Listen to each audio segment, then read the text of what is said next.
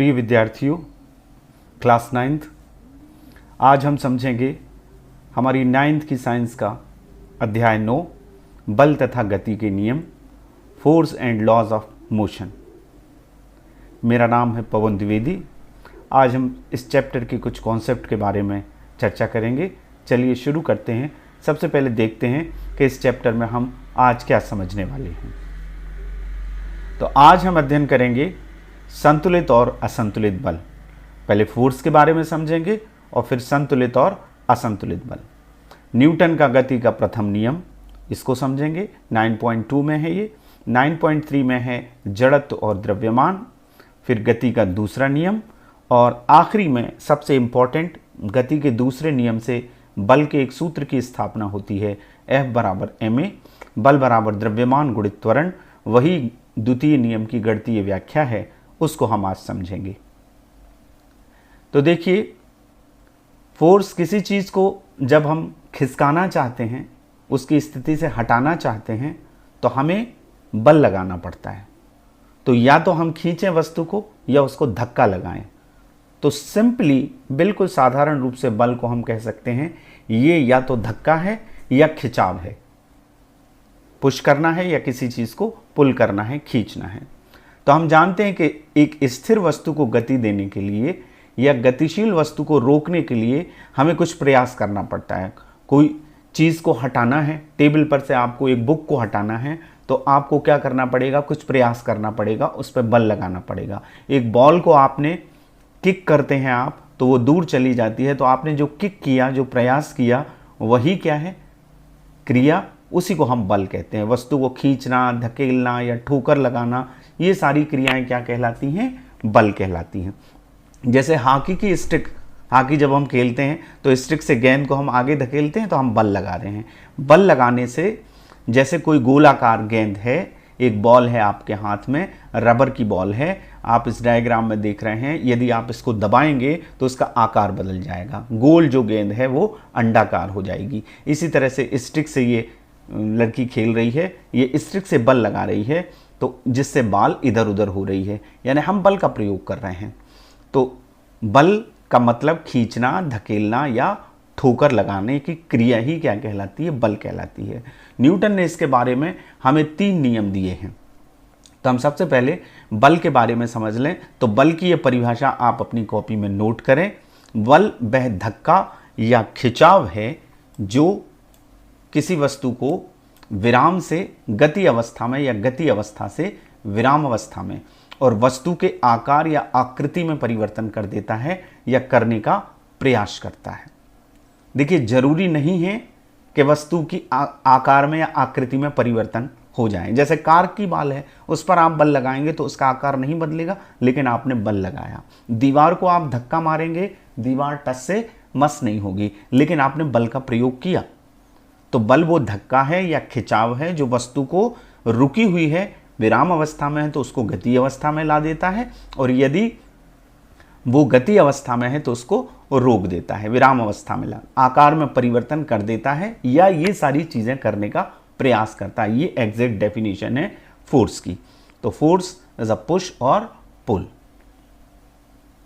संतुलित और असंतुलित बल क्या होते हैं? देखिए, जब किसी वस्तु पर 2 बराबर बल लगाएं हम, तो वस्तु गतिशील नहीं होगी। यदि किसी वस्तु पर 2 समान बल इस प्रकार कार्य करते हैं कि उनका परिणामी बल, नेट फोर्स जो क्या हो जाए, वो 0 हो जाए, नेट फोर्स उसका क्या हो जाए? 0 हो जाए, तब क्या होगा? वस्तु गतिशील नहीं होगी। जैसे आप इस चित्र में देख रहे होंगे, ये एक ट्रक है। इस ट्रक में 100 न्यूटन का फोर्स इस तरफ से लग रहा है और 100 न्यूटन का फोर्स इस तरफ से लग रहा है। दोनों बराबर बल हैं, बराबर और विपरीत हैं, तो ये ट्रक यहाँ से नहीं हटेगा, गतिशील नहीं होगा। तो यानी किसी वस्तु पर 2 समान बल इस प्रकार कार्य करते हैं कि उनका परिणामी बल, नेट बल जो है वो 0 हो जाता है, तो वस्तु गतिशील नहीं हो पाती। इन बलों को हम क्या कहते हैं? संतुलित बल, बैलेंस्ड फोर्स। ठीक है। अब यदि किसी वस्तु पर लगने वाले बलों का परिणामी बल 0 नहीं होता, एक तरफ हम ज़्यादा बल लगा रहे हैं और एक तरफ हम कम बल लगा रहे हैं, तो जिस तरफ ज़्यादा फोर्स लग रहा है उस तरफ से वस्तु मूव करने लगेगी। जैसे इस ट्रक के पीछे से बिगर फोर्स लग रहा है 100 न्यूटन का और यहाँ लग रहा है सामने से 60 न्यूटन का, तो ये ज़्यादा फोर्स है और ये कम फोर्स है, तो ये असंतुलित बल हैं। इसके कारण ये ट्रक आगे की दिशा में मूव करेगा, क्योंकि ये वाला बल, इसको धकेलने वाला बल की वैल्यू ज़्यादा है, इसका मान ज़्यादा है और इसका मान कम है। तो ये संतुलित और असंतुलित बल की कॉन्सेप्ट है। जैसे रस्साकसी का खेल खेलते हैं तो उसमें क्या होता है, उसमें ये होता है कि जैसे आप इस डायग्राम में देख रहे हैं, इस तरफ इस रस्से को खींचने के लिए 3 लोग लगे हुए हैं और यहाँ पर 4 हैं। यदि इनके वेट बराबर है तो यहाँ खींचने वाला बल इस तरफ ज़्यादा है, तो ये रस्सी कहाँ जाएगी, इस तरफ जाएगी, और यहाँ इनका बल कम है तो ये रस्सी इस तरफ नहीं जाएगी। तो ये अनबैलेंस फोर्स हैं, ये असंतुलित बल हैं, ये बराबर नहीं है, यहाँ ज़्यादा है और यहाँ कम है। संतुलित बल, जैसे यहाँ देखिए 3 न्यूटन लिखा है और यहाँ 6 न्यूटन लिखा है, ये असंतुलित है। एक तरफ का बल ज़्यादा है तो ये बॉक्स इस तरफ मूव करेगा। ये दोनों एक से वेट के हैं तो ये क्या है, संतुलित बल है। जब दोनों बल बराबर होते हैं तो वस्तु गतिशील नहीं होती, वो संतुलित बल। और जब बराबर नहीं होते, एक बल ज़्यादा होता है एक बल कम होता है, तो वस्तु उस तरफ, जिस तरफ बल ज़्यादा है उस तरफ गतिशील हो जाती है। तो ये संतुलित और असंतुलित बल कहलाते हैं। अब हम बात करते हैं गति के प्रथम नियम की।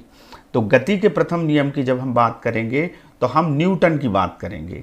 न्यूटन ने गति का पहला नियम दिया, 3 नियम दिए हैं। सर आइजैक न्यूटन, इनका नाम बड़े गर्व से लिया जाता है, महान वैज्ञानिक रहे हैं फिजिक्स के। फिजिक्स में जब तक न्यूटन की चर्चा नहीं होगी तो फिजिक्स अधूरी है।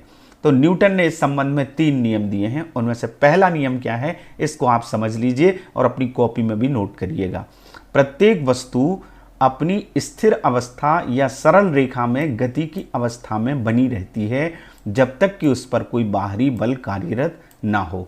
इसको जड़त्व का नियम भी कहते हैं। इसका मतलब ये है कि कोई वस्तु स्थिर है तो स्थिर ही रहेगी और कोई वस्तु गतिशील है तो गति की अवस्था में ही बनी रहेगी, सरल रेखा में गति करती रहेगी जब तक उस पर कोई बाहरी बल आरोपित नहीं किया जाएगा। जैसे साइकिल आप चलाते हैं तो आप पैडल मारते हैं और पैडल मारने के बाद साइकिल चलती रहती है, कुछ देर के बाद लेकिन रुक जाती है। तो आप सोच रहे होंगे कि कैसे रुक गई। तो जब साइकिल गति कर रही है तो टायर और पृथ्वी के बीच में घर्षण बल काम कर रहा है, जो कि गति विरोधी बल है।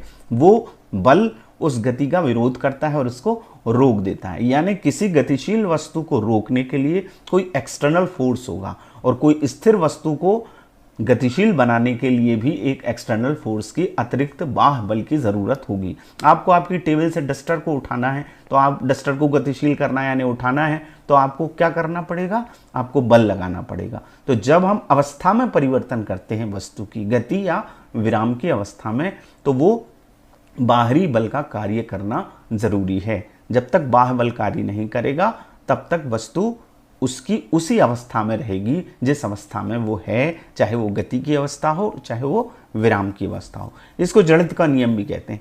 इस नियम से 2 कॉन्सेप्ट निकलती हैं। इस नियम को यदि आप गौर से पढ़ें तो 2 अवधारणाएं, 2 कॉन्सेप्ट हमारी स्पष्ट होती हैं। पहला जड़त्व और दूसरा बल। देखिए न्यूटन के पहले नियम का स्टेटमेंट हम एक बार और पढ़ते हैं कि यदि कोई वस्तु स्थिर है तो स्थिर ही रहेगी और गतिशील है तो गतिशील रहेगी जब तक कि उस पर कोई बाह्य बल ना आरोपित किया जाए।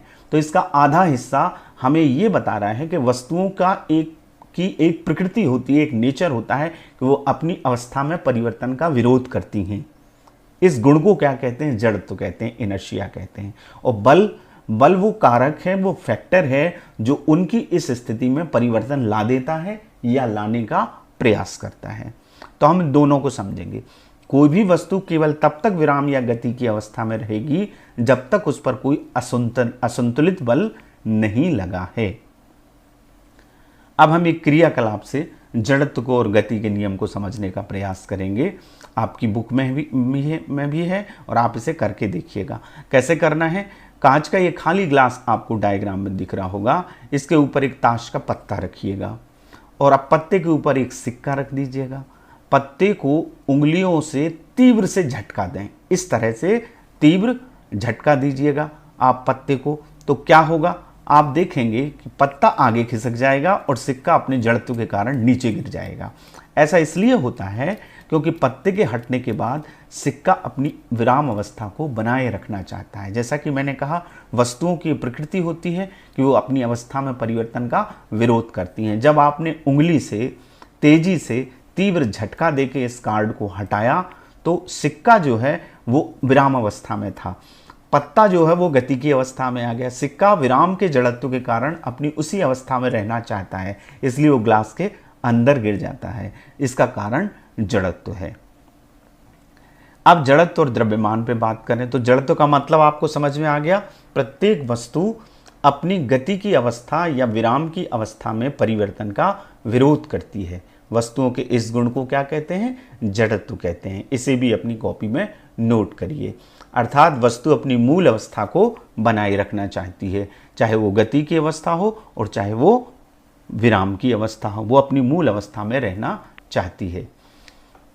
देखिए, हम ये जानते हैं कि खाली बॉक्स को धक्का देना भरे बॉक्स को धक्का देने से आसान है। ये जैसे ये बॉक्स है, यदि ये खाली है तो इजीली आप एक स्थान से दूसरे स्थान तक इसको खिसका सकते हैं। लेकिन ये बॉक्स बहुत सारी किताबों से भरा हुआ है या इसमें बहुत वजनी सामान भरा हुआ है, तो इसको धक्का देना कठिन होगा ना।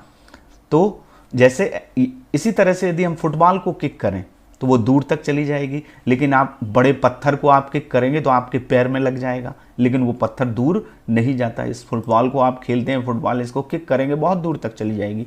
इसका मतलब ये है कि जड़त्व का मान किस पर निर्भर करता है? वस्तु के द्रव्यमान पर निर्भर करता है, उसके भारीपन पर और उसके हल्केपन पर डिपेंड करता है। भारी वस्तु का जड़त्व अधिक होता है और हल्की वस्तु का जड़त्व कम होता है। तो द्रव्यमान का मतलब हुआ, जड़त्व का मतलब हुआ किसी वस्तु का जड़त्व उसका वह प्राकृतिक गुण है जो अवस्था परिवर्तन का विरोध करता है, ये तो जड़त्व है। और द्रव्यमान किसी भी वस्तु का द्रव्यमान उसके जड़त्व की माप है। जैसा कि मैंने उदाहरण में बताया कि आप बॉल को किक कर रहे हैं, बहुत दूर तक जा रही है, पत्थर को किक कर रहे हैं, वो नहीं जाएगा। इसका मतलब है द्रव्यमान पे डिपेंड करता है जड़त्व। तो जड़त्व जो है, द्रव्यमान, वस्तु का द्रव्यमान जड़त्व की माप है। ज़्यादा द्रव्यमान होगा तो ज़्यादा जड़त्व होगा, कम द्रव्यमान की वस्तु होगी तो कम जड़त्व होगा। अब हम दूसरे नियम की बात करते हैं, गति का दूसरा नियम। लेकिन गति के दूसरे नियम को समझने से पहले हमें एक भौतिक राशि को और समझना पड़ेगा। आपने पिछले चैप्टर में वेग को पढ़ा है। एकांक समय में निश्चित दिशा में किसी वस्तु द्वारा तय की गई दूरी को हम वेग कहते हैं। वेग बराबर विस्थापन बटे समय होता है। एक और राशि होती है, वो होती है संवेग। संवेग को इंग्लिश में मोमेंटम कहते हैं। तो मोमेंटम क्या होता है? किसी वस्तु के द्रव्यमान और वेग का जो गुणनफल है, product of mass and velocity is called a momentum. अब द्रव्यमान को किससे प्रदर्शित करते हैं? स्मॉल m से। वेग को किससे करते हैं? v से। v होता है वेग। दो तरह के वेग आपने समीकरणों में पढ़े हैं, u और v। u को प्रारंभिक वेग कहते हैं, v को अंतिम वेग कहते हैं। जनरली वेलोसिटी को हम v से शो करते हैं। तो मान लीजिए किसी वस्तु का वेग v है और द्रव्यमान m है, तो उसका संवेग इस परिभाषा के अनुसार क्या होगा? द्रव्यमान और वेग का गुणनफल। तो m और v का गुणनफल, इसका संकेत p होता है। तो संवेग बराबर इस परिभाषा से हम क्या लिख सकते हैं? द्रव्यमान गुणित वेग। इसको हम किससे शो करते हैं, किससे प्रदर्शित करते हैं? p अक्षर से। तो p बराबर हमारा क्या हो जाएगा? m into v। m भी कहते हैं इसको। अब मान लीजिए इसका आपको मात्रक निकालना है, तो मात्रक निकालना भी आसान है। मात्रक निकालने का तरीका क्या है? आपको याद नहीं करना है, आपको रटना नहीं है, आपको ये सूत्र पता चल गया परिभाषा से, द्रव्यमान गुणित वेग। अब आप जानते हैं द्रव्यमान को किस में नापा जाता है? किलोग्राम में। और वेग का मात्रक क्या होता है? मीटर प्रति सेकंड। तो इसका जब हम SI मात्रक निकालेंगे तो द्रव्यमान के मात्रक में वेग के मात्रक का गुणा कर देंगे। तो द्रव्यमान का मात्रक क्या होता है? किलोग्राम, वेग का मीटर प्रति सेकंड। तो संवेग का मात्रक होता है किलोग्राम मीटर प्रति सेकंड। इसको इस तरह से भी लिखते हैं, kg इंटू मीटर पर सेकेंड। सेकेंड यदि ऊपर ले जाएंगे आप तो इसको इस तरह से भी हम लिख सकते हैं। kg आपने गणित में पढ़ा है ना, जब किसी राशि को हम ऊपर ले जाते हैं तो उसकी घात क्या हो जाती है?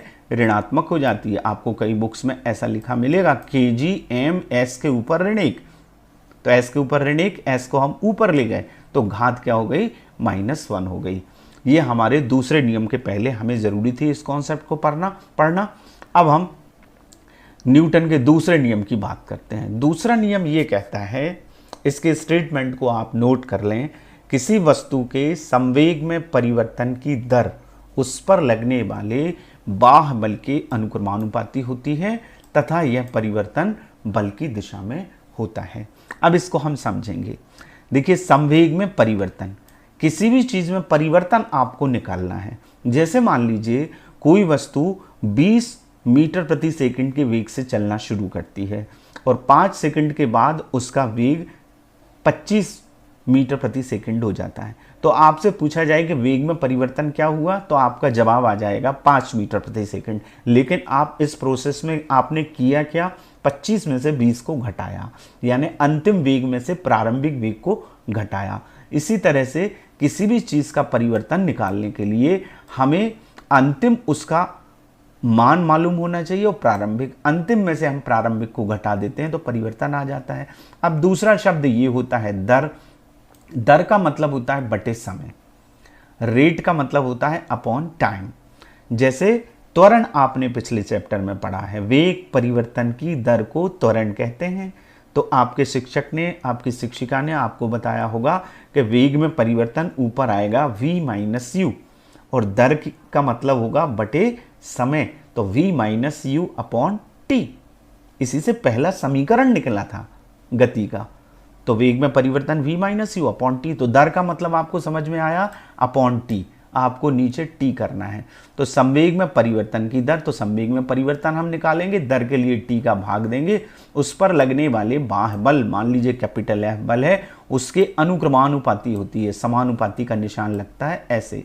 अनुक्रमानुपाती का मतलब होता है इस तरफ वाली चीज़ यदि इंक्रीज होती है तो इस तरफ वाली भी इंक्रीज होती है, बढ़ती है। समानुपाती माने समान अनुपात रहेगा, कांस्टेंट के बराबर आएगा। तो अब हम इसको समझते हैं। मान लीजिए ये बहुत इंपॉर्टेंट डेरिवेशन है। प्रश्न ये आता है कि गति का द्वितीय नियम लिखिए एवं इसके आधार पर सिद्ध कीजिए कि बल बराबर द्रव्यमान गुणित त्वरण। हम उस सूत्र को निकालने जा रहे हैं, F = ma। तो हमने मान लिया कि माना कि m द्रव्यमान की कोई वस्तु u प्रारंभिक वेग से सीधी रेखा में चल रही है, इसमें t समय तक कैपिटल F बल लगाया जाता है, तो उसका वेग कितना हो जाता है, v हो जाता है। ये सारी चीज़ें हमने मान ली। मास कितना है, m है, इनिशियल वेलोसिटी कितनी है, u है, टाइम कितना है, t है, फोर्स कितना है, F है, आफ्टर t टाइम इसकी वेलोसिटी कितनी हो जाती है, v हो जाती है। तो ये सारी चीज़ें हमने मान ली। तो सबसे पहले हम प्रारंभिक संवेग निकाल लें। तो प्रारंभिक संवेग का मतलब, संवेग हमने पढ़ लिया है, द्रव्यमान और वेग का गुणनफल। तो प्रारंभिक वेग क्या है, u, द्रव्यमान तो बदलेगा नहीं, द्रव्यमान m ही रहेगा, तो P1 क्या आ जाएगा हमारा, इसको हम P1 मान लेते हैं। वस्तु का प्रारंभिक संवेग आ गया P1 बराबर m इंटू यू। अंतिम संवेग आ गया P2 बराबर m इंटू v।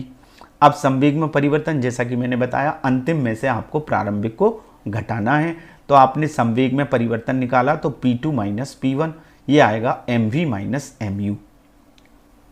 इसमें से m को आप कॉमन निकाल सकते हैं, ये दोनों में m है, m हमने उभयनिष्ठ निकाल लिया। तो संवेग में परिवर्तन हमारा आ गया P2 माइनस P1 बराबर m ब्रैकेट में v माइनस u। अब हम आगे बढ़ते हैं। ये हमारा संवेग में परिवर्तन आया, P2 minus P1 is equal to m v minus u. अब दर का मतलब मैंने क्या बताया था, समय का भाग देना। वेग परिवर्तन की दर को त्वरण कहते हैं, तो वेग परिवर्तन में टाइम का भाग दे देना है। तो दर निकाला, तो इस संवेग में परिवर्तन हमारे पास ये आया था, तो हमने इसमें टाइम का भाग दे दिया, समय का भाग दे दिया। अब दूसरा नियम का स्टेटमेंट क्या कह रहा है, दूसरे नियम का स्टेटमेंट ये कह रहा है कि ये जो संवेग परिवर्तन की दर है, ये इस पर आरोपित बाहरी बल के समानुपाती होती है, अनुक्रमानुपाती होती है, डायरेक्टली प्रोपोर्शनल होती है। तो द्वितीय नियम के अनुसार क्या कह रहा है, वो बल जो है वो संवेग में परिवर्तन की दर के अनुक्रमानुपाती है। बल हमने क्या माना था, F।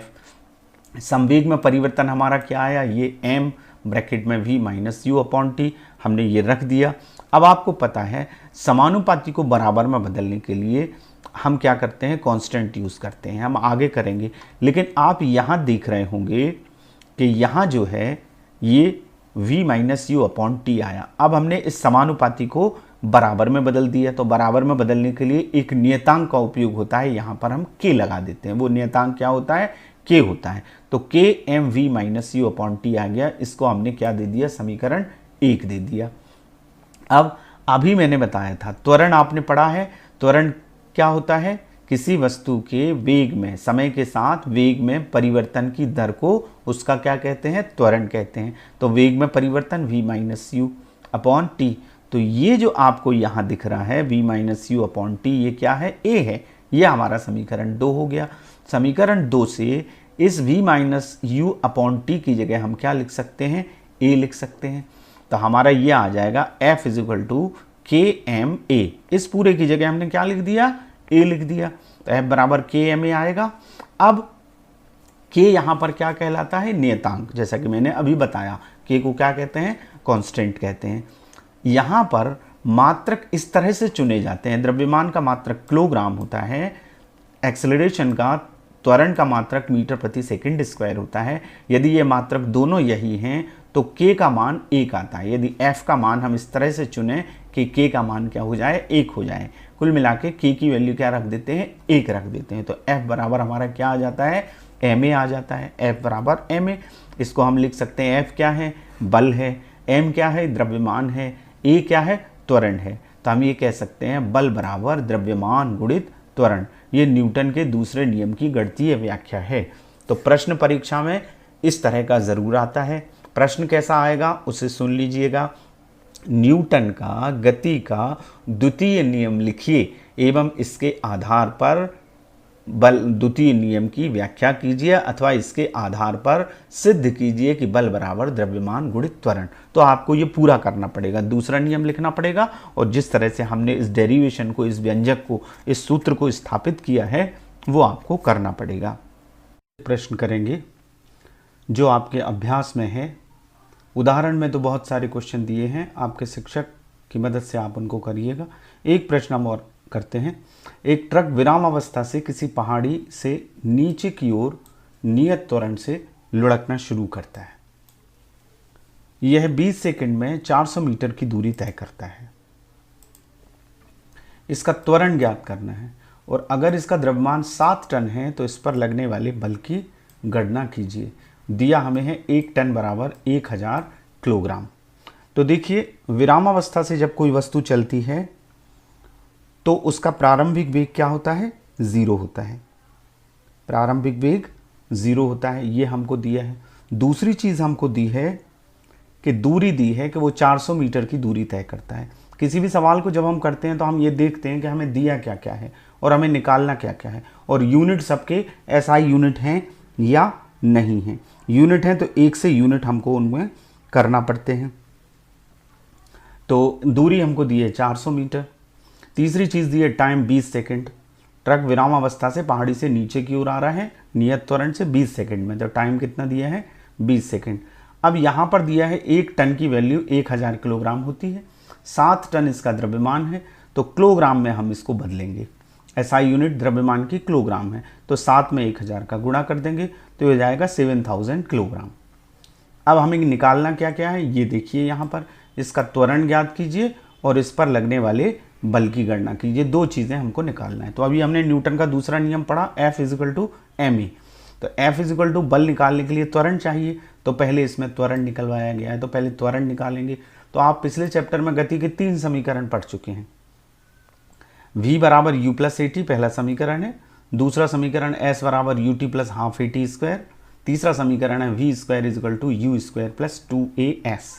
तो अब s हमको दी है, इसका मतलब है दूसरा समीकरण हमारा लगेगा s बराबर u t plus half a t square 1/2 A t square. इसमें हम मान रख देंगे। s का मान हमने क्या रखा, 400। ये 400 दिया हुआ है। u प्रारंभिक वेग है, ये 0 है, ये इंटू है। तो टाइम कितना है, 20 सेकंड है, तो 20 का हमने क्या कर दिया, गुणा कर दिया, प्लस 1/2। ए हमको निकालना है, टी का स्क्वायर है, टी की वैल्यू क्या है, 20 है, तो 20 का स्क्वायर हो जाएगा। अब 0 का 20 में गुणा होगा तो इस तरफ क्या आ जाएगा, 0 आ जाएगा यहाँ पर, और यहाँ 20 का वर्ग लगा हुआ है, वर्ग का मतलब 2 बार गुणा, तो 20 का 20 में गुणा करेंगे तो क्या आएगा, 400 आएगा। अब ये 2 से हम इस 400 को क्या कर देंगे, काट देंगे, तो यहाँ ये कितनी बार कट जाएगा, 200 बार हमारा ये कट जाएगा।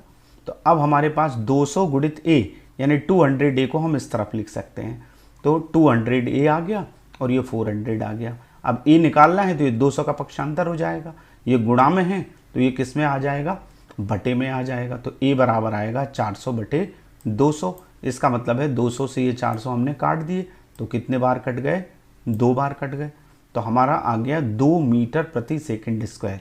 मीटर प्रति सेकंड स्क्वायर क्यों, क्योंकि त्वरण का मात्रक होता है मीटर प्रति सेकंड स्क्वायर। वेग परिवर्तन की दर को त्वरण कहते हैं। वेग का मात्रक ऊपर आता है, समय का फिर से आता है नीचे, तो समय वेग का मात्रक मीटर प्रति सेकंड, समय का सेकंड, तो मीटर प्रति सेकंड स्क्वायर। आपको मात्रक के साथ ही आंसर लिखना है, नहीं तो आधा नंबर आपका इसमें कट जाएगा। हमेशा यूनिट जरूर लिखिएगा जो आंसर आए। अभी पूरा नहीं हुआ है सवाल। दूसरी चीज़ हमको क्या निकालना है, फोर्स निकालना है। तो फोर्स का ये तो हमारा आ गया ए, यहाँ आप देख रहे हैं, दोबारा आप नोट कर सकते हैं, आपकी कॉपी में आपकी स्क्रीन पर डिस्प्ले हो रहा है। तो हमारा दूसरा नियम अभी निकाला हमने, F बराबर m। तो m कितना है हमारे पास, 7000 है। 7000 टन हुआ ना, 7 टन और ये 1000 का गुणा, तो 7000 किलोग्राम। तो ये 2 का गुणा कर दिया हमने, तो ये 14000 न्यूटन, 7 दूनी 14, 14000 न्यूटन हमारा आ जाएगा। न्यूटन बल का मात्रक है, SI मात्रक न्यूटन है और CGS मात्रक डाइन है। 1 न्यूटन 10⁵ डाइन के बराबर होता है, ये भी याद रखिएगा। तो इस तरह से हमने आज जो कुछ किया है उसके अभ्यास के कुछ प्रश्न आपको अब करना है।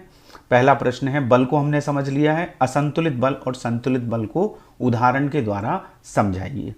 दूसरा प्रश्न आपको करना है, जड़त्व किसे कहते हैं। इनर्शिया की कॉन्सेप्ट को आपने समझ लिया ना, किसी भी वस्तु का वह प्राकृतिक गुण जिसके कारण वह अपनी अवस्था में परिवर्तन का विरोध करती है, उसको कहते हैं जड़त्व। तो जड़त्व किसे कहते हैं, रबर की गेंद और उसी आकार के पत्थर में से किसका जड़त्व अधिक है, ये आपको बताना है। गति का पहला नियम लिखिए, प्रथम नियम लिखिए न्यूटन का, और आज हमने दूसरा नियम भी पढ़ा, इसका डेरिवेशन किया न्यूटन का। गति का द्वितीय नियम लिखिए एवं इसके आधार पर सिद्ध कीजिए कि बल बराबर द्रव्यमान गुणित त्वरण, F बराबर m। ये वाला प्रश्न बहुत इंपॉर्टेंट है, इसको आप अपनी कॉपी में अच्छे से करिएगा। और हमारा घर हमारा विद्यालय की समय सारणी के अनुसार आप अध्ययन करिएगा। समस्या आने पर आपके ग्रुप बने हुए हैं, डिजीलैब के ग्रुप पर अपने शिक्षक शिक्षिकाओं से मार्गदर्शन लीजिएगा और पढ़िएगा। घर पर रहिए, सुरक्षित रहिए और घर पर रहकर अध्ययन कीजिएगा। बहुत बहुत धन्यवाद।